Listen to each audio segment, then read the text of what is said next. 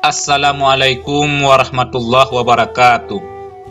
Alhamdulillahirabbil alamin. Allahumma shalli ala Sayyidina Muhammad.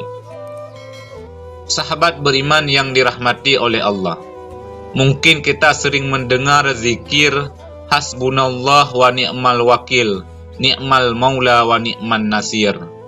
Hasbunallah wa ni'mal wakil, ni'mal maula wa ni'man nasir. Namun jarang sekali kita mengetahui akan keutamaan zikir tersebut. Padahal kalau kita mau mengkaji arti dari zikir hasbunallah wa ni'mal wakil, syarat dengan makna dan keutamaan yang sangat dahsyat apabila kita mengamalkannya.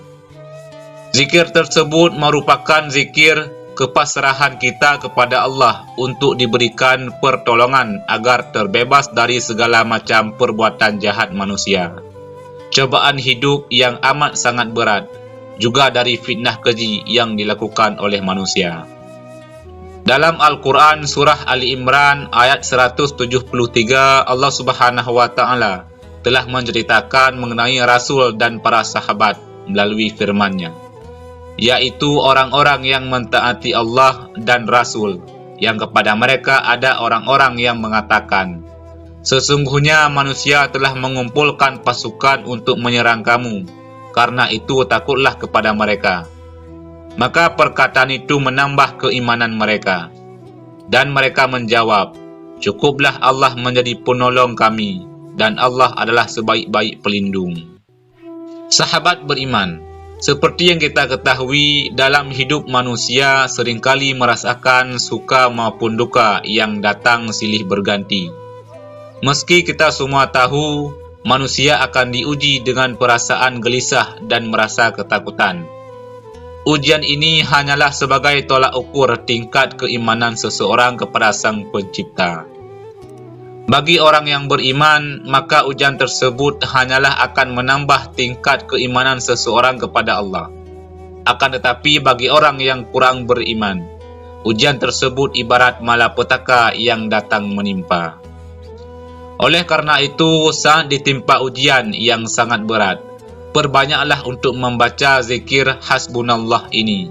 InsyaAllah, ujian dan cobaan seberat apapun dalam hidup kita, Allah akan berikan petunjuk untuk menemukan jalan keluarnya.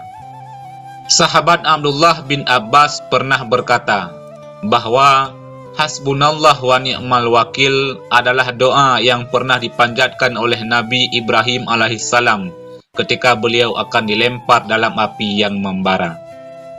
Dalam sejarah mencatat, zikir hasbunallah wa ni'mal wakil ini adalah salah satu bacaan yang kerap diucapkan oleh para nabi maupun ulama, baik dalam keadaan lapang maupun saat menghadapi cobaan besar ataupun fitnah yang berat. Kekuatan zikir hasbunallah ini bisa dikatakan melebihi kekuatan apapun serta sebagai penegasan tauhid pada diri seseorang mukmin. Karena orang-orang mukmin tahu hanya kepada Allah sajalah tempat untuk berserah diri. Untuk menunjukkan kedahsyatan bagi yang sering mengamalkan zikir hasbunallah ini, ada beberapa kisah nyata yang mungkin kita bisa memetik hikmahnya dan bisa kita jadikan pelajaran dalam hidup. Kisah pertama adalah dalam suatu riwayat dijelaskan bahwa di saat Nabi Ibrahim alaihissalam hendak dilemparkan di atas tungku api, malaikat Jibril datang dan bertanya kepada beliau, apakah engkau memerlukan sesuatu pertolongan dariku? Nabi Ibrahim menjawab, aku tidak memerlukan pertolongan apa-apa darimu. Aku hanya memerlukan pertolongan dari Allah. Selepas itu, Nabi Ibrahim terus melantunkan zikir hasbunallah wa ni'mal wakil dan menyerahkan sepenuh jiwa dan raganya hanya kepada Allah. Maka Allah Subhanahu wa Ta'ala pun berfirman, hai api, menjadi dinginlah dan menjadi keselamatanlah bagi Ibrahim. Saat Nabi Ibrahim dilempar ke dalam kobaran api, maka beliau pun tidak terbakar. Bahkan yang dirasakan Nabi Ibrahim hanyalah rasa dingin, sehingga membuat keheranan dari banyak orang yang menyaksikannya. Begitu juga dengan kisah Rasulullah dan para sahabat di saat menghadapi ancaman pasukan kafir pada saat Perang Badar. Dikisahkan Rasulullah dan para sahabat memperbanyak zikir hasbunallah wa ni'mal wakil ini, sehingga pertolongan Allah pun datang dan Rasulullah memenangkan Perang Badar tersebut. Keajaiban kedua dari kedahsyatan zikir hasbunallah wa ni'mal wakil adalah seperti yang pernah dialami oleh seorang pedagang di zaman Rasulullah yang hendak meminjam uang untuk modal usaha dari seorang mukmin. Si mukmin bertanya kepada si pedagang, "Apa jaminan darimu agar dapat membayar pinjamanmu?" Si pedagang tersebut menjawab, "Allah Subhanahu wa taala."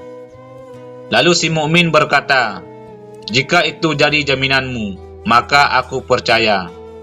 Lalu bersepakatlah keduanya perihal hari yang ditentukan untuk melunasi hutang. Si pedagang pun menggunakan uang itu untuk berdagang.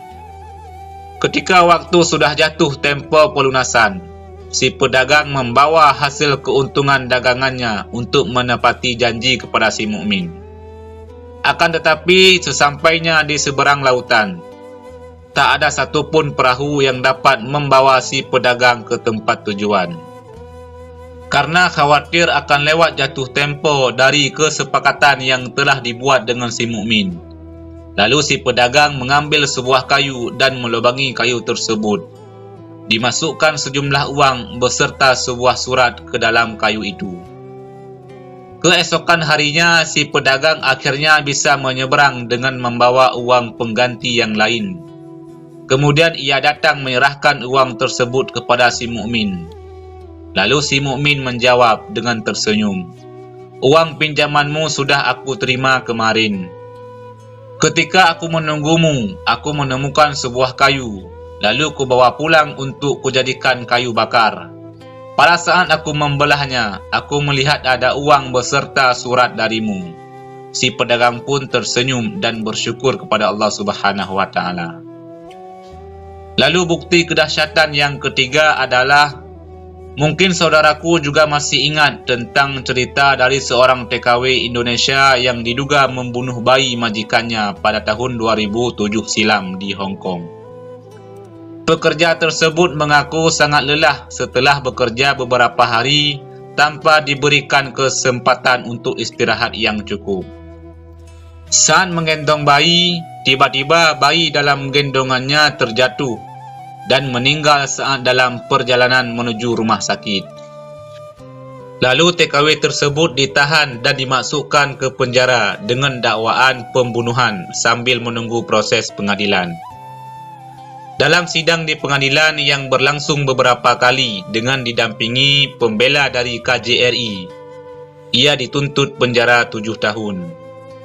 Pada malam menjelang persidangan esok harinya, perempuan yang berusia kurang lebih 20 tahun dan baru masuk Islam tersebut pamit untuk menjalani hukuman dan tetap meminta doa selamat dari rekan juga kerabatnya. Karena baru saja masuk Islam dan belum begitu lancar membaca zikir hasbunallah yang pernah ia dapat dari seorang syekh. Lalu sepanjang malam ia lantunkan zikir tersebut sambil menangis. Keesokan harinya sebuah keajaiban terjadi. Dalam sidang putusan terakhir, ia dibebaskan dari segala tuduhan dengan syarat dalam waktu 48 jam ia harus meninggalkan Hong Kong. Pengacara yang mendampingi wanita tersebut terheran-heran karena hampir tidak masuk akal, sehingga menyebabkan jaksa penuntut menggerutu dengan keputusan hakim. Sahabat beriman yang dirahmati oleh Allah, itulah 3 bukti kedahsyatan dari kalimat zikir hasbunallah wa ni'mal wakil. Semoga kita semua bisa memetik hikmah dari kisah nyata tersebut untuk diterapkan dalam kehidupan kita sehari-hari. Dan mulailah untuk memperbanyak melantunkan zikir hasbunallah ini kapanpun dan dimanapun. Semoga Allah Subhanahu wa taala selalu melindungi kita dari segala macam kejahatan yang dilakukan oleh manusia. Amin ya rabbal alamin. Wallahu a'lam bishawab. Demikian yang bisa kami bagikan, mudah-mudahan ada manfaatnya. Wassalamualaikum warahmatullahi wabarakatuh.